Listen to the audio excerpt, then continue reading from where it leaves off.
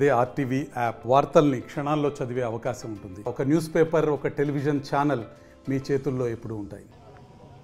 జనవరి 1వ తేదీ నుండి కూడా రోడ్డు భద్రతా వారోత్సవాలు నిర్వహిస్తున్నారు. అందులో భాగంగా నేడు నల్గొండ పట్టణం కూడా రోడ్డు భద్రతా వారోత్సవాల నుంచి కూడా భారీ ర్యాలీ నిర్వహించినటువంటి పరిస్థితి ఉంది. ప్రస్తుతం మనతోటి డిప్యూటీ ట్రాన్స్పోర్ట్ కమిషనర్ మేడం ప్రస్తుతం ఉన్నారు. మేడం మరికొన్ని వివరాలు తెలుసుకునే ప్రయత్నం చేద్దాం. మేడం చెప్పండి, ఈరోజు వారోత్సవాల భాగంగా కూడా ర్యాలీ నిర్వహించిన పరిస్థితి ఏం చెప్పండి? ప్రతి ఒక్కరు కూడా హెల్మెట్ ధరించాలి. జీవితానికి హెల్మెట్ చాలా ముఖ్యమైనది అని ప్రతి ఒక్కరు గమనించాలి.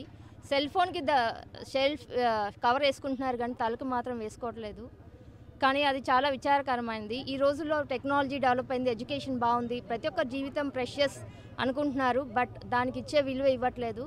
కావున తప్పకుండా ప్రతి ఒక్కరు కూడా హెల్మెట్ ధరించాలి అని చెప్పి మా విన్నపం. దీనిలో భాగంగానే భారీ బైక్ ర్యాలీ చేశాము.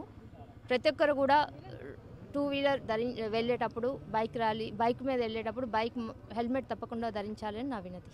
ముఖ్యంగా కూడా వాహనదారులకు ఏం సూచనలు ఇవ్వదలుచుకున్నారు మేడం? టూ వీలర్స్ కాకుండా అదేవిధంగా 4 వీలర్స్ కానీ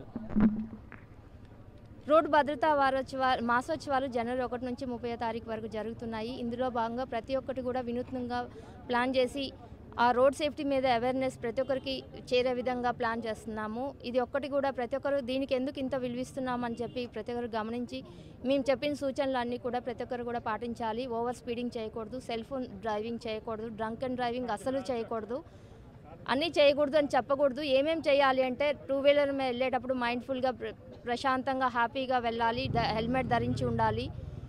కార్లో వెళ్ళేటప్పుడు తప్పకుండా సీట్ బెల్ట్ ధరించాలి. ఆటోలో వెళ్ళేటప్పుడు ఓవర్లోడింగ్ చేయకూడదు. ఏ వాహనం కూడా ఓవర్ స్పీడింగ్ చేయకూడదు.